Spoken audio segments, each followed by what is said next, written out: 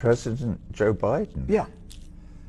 Well, he's fueling the fire in the Ukraine for a start. That is a huge crime. Why won't the United States of America encourage Zelensky, or whatever his name is, the president, to negotiate and to explain why, when he stood on the platform of ratifying the Minsk agreements, which he did when he was elected by 73% of the Ukrainian population that was left able to vote.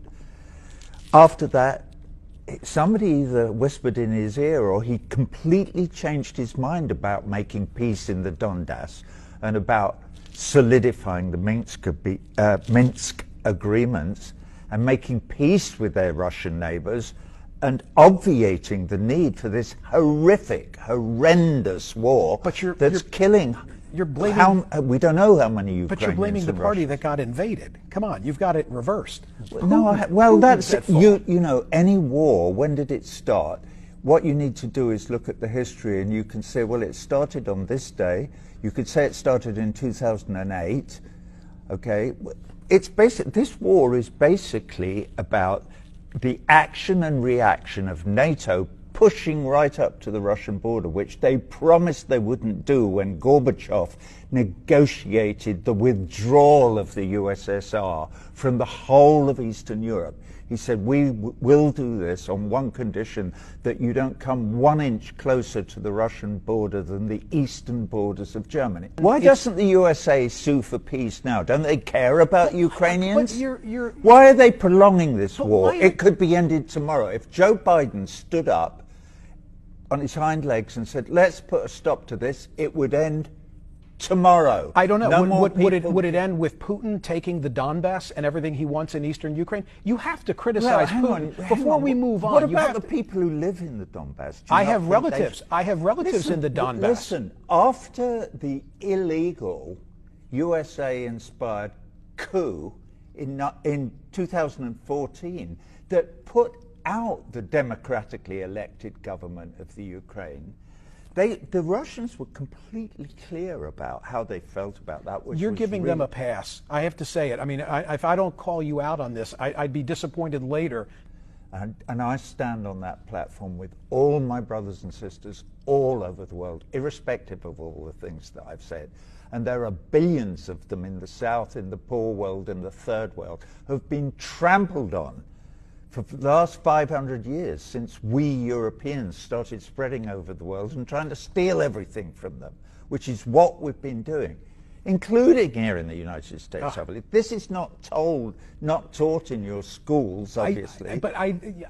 When you say this, then I have to say, what about our role as liberators? You of all people, you have no role as liberators. World War II. World War II. You got into World War II because Come on. Pearl Harbor.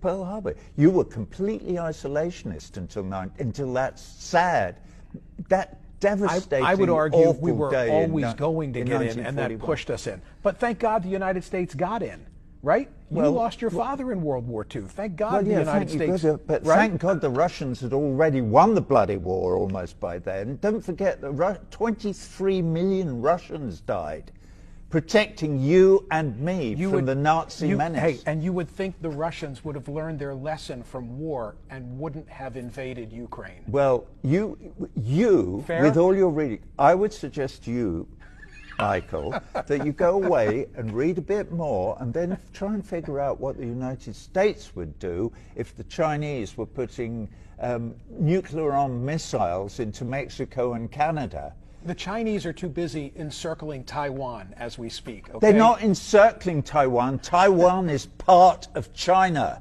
And that's been absolutely accepted by the whole of the international community since 1948.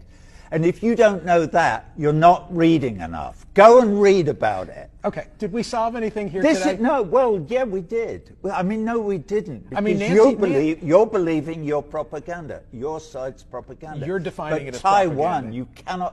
you can't have a conversation about human rights, and you can't have a conversation about Taiwan without actually doing the reading. Roger, if you're having a conversation about human rights, at the top of the list of offenders are the Chinese.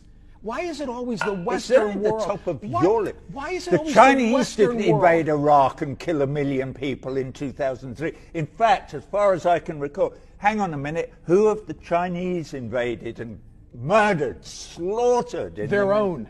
Their own. Bollocks. Okay. That's absolute nonsense.